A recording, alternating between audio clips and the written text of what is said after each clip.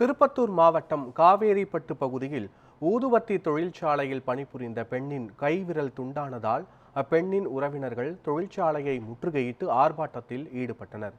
இதுகுறித்து எமது செய்தியாளர் செந்தில்குமார் வழங்கிய கூடுதல் தகவல்களை காணலாம்.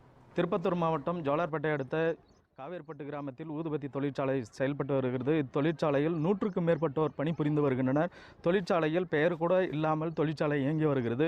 ஊதுபத்தி தொழிற்சாலையில் கடந்த 25ஆம் தேதி பிரியா என்ற பெண் ஊதுபத்தி இயந்திரத்தில் கைவிட்டு 2 விரல்கள் துண்டான நிலையில் இதனை உபகரணம், அதாவது தொழிற்சாலையில் போதிய உபகரணம் இல்லாததால் மருத்துவமனைக்கு நிர்வாகமே அழைத்து சென்றன.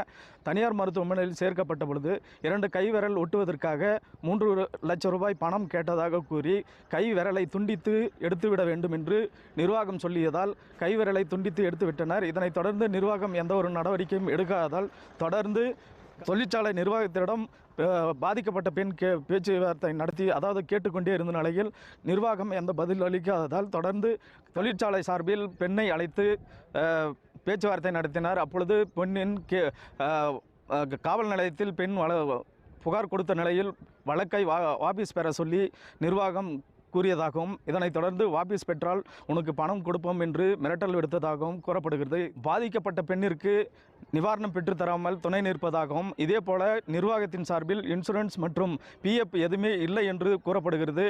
இந்நிலையில் பாதிக்கப்பட்ட பெண்ணின் உறவினர்கள் இன்று தொழிற்சாலையை முற்றுகையிட்டு ஆர்ப்பாட்டத்தில் ஈடுபட்டனர். இதனைத் தொடர்ந்து சம்பவ இடத்திற்கு ஜோலார்பேட்டை காவல் ஆய்வாளர் அருண்குமார் மற்றும் காவல்துறையினர் விசாரணை நடத்தி வருகின்றனர். தொடர்ந்து 2 மணி நேரம் தொழிற்சாலை முன்பு ஆர்ப்பாட்டம் நடைபெற்று வருவது பெரும் பரபரப்பை ஏற்படுத்தி வருகிறது.